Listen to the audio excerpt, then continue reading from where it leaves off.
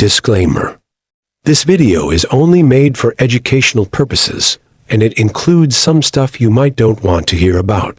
So if you are a soft-hearted person, you can skip this video. Sit down, sir. Why are you standing in the middle of the plane? Because I'm hijacking this plane. What? Are you serious? Shut up! Everybody put your hands up.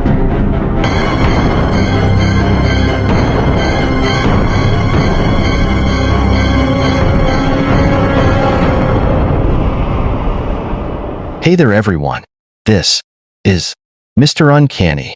Today I will be talking about the first ever hijack incident happened in Japan which made history in Japan.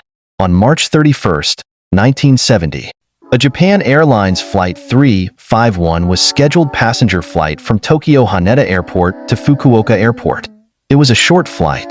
The flight was carrying 138 passengers including families on vacation, students, doctors attending for medical conference, and businessmen.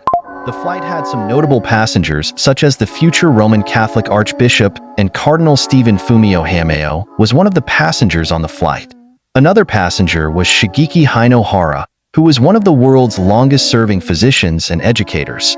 One of the two American passengers was a regional director for Pepsi. As per 131 passengers, the flight was very short. But for rest of the 7 passengers, the flight was going to be a very long flight. Approximately 20 minutes after takeoff, when everything was going smoothly and the plane was going above their famous monument Mount Fuji, a young man named Takamaro Tamiya got up from his seat and shouted, "This plane is hijacked." Everybody thought it's fake and no one took it seriously because this never happened before in Japan. People were not aware of hijacking. But then Takamaro drew a katana from his jacket and instructed the other hijackers to draw their weapons. Takamaro Tamiya was just 27-year-old who was recently graduated, and the other hijackers really shocked everyone because they were just university students. They were in their early years of Tokyo and Kaido University. Then the hijackers took every passenger as a hostage, broke into the pilot's cabin. They turned off all the radio frequencies so that no one could contact the plane and commanded the pilots to fly the plane to Havana, Cuba, where they intended to receive training by communist military groups to bring chaos in Japan. But the pilot informed the hijackers that the aircraft, a Boeing 727, was not capable of making such a journey due to the plane's inability to hold the necessary amount of fuel. Upon learning of this, the hijackers insisted that the plane be diverted to Pyongyang, North Korea, because it was also a communist country. The pilot informed them the plane only has enough fuel to fly Fukuoka only. So the hijacker decided to contact the transport minister of Japan and said, if you want all the passengers to be safe and alive, so refuel the plane at Fukuoka.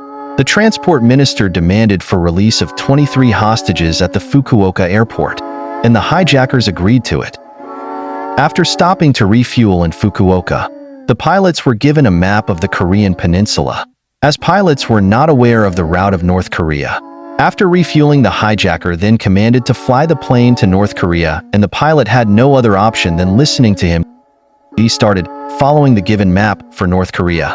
While reaching to North Korea, there's a demilitarized zone where an outside plane cannot enter. And if they do enter in the zone, the North Korean fighter planes will attack them.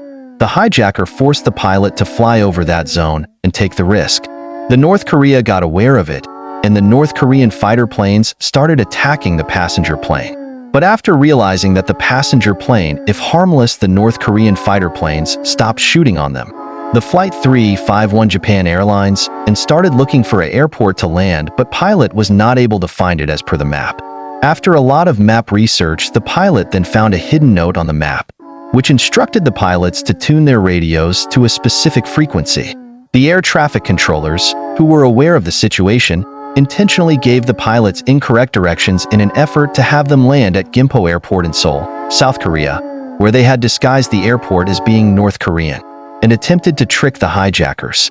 The whole airport of South Korea was disguised as the North Korean airport. The people on the airport dressed as North Koreans. They switched all the flags from South Korean to North Korean, and they even invited the kids to sing their community song.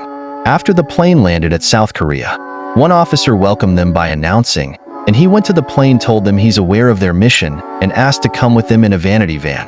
The hijackers fell into the trap and decided to go with him, and later when they sat into the van, they go arrested, and they had no other choice than surrendering themselves. Thanks for watching the video. Make sure to subscribe to the channel for more such content. You can also suggest me content on my Instagram account. Must follow me on Instagram too for more additional content.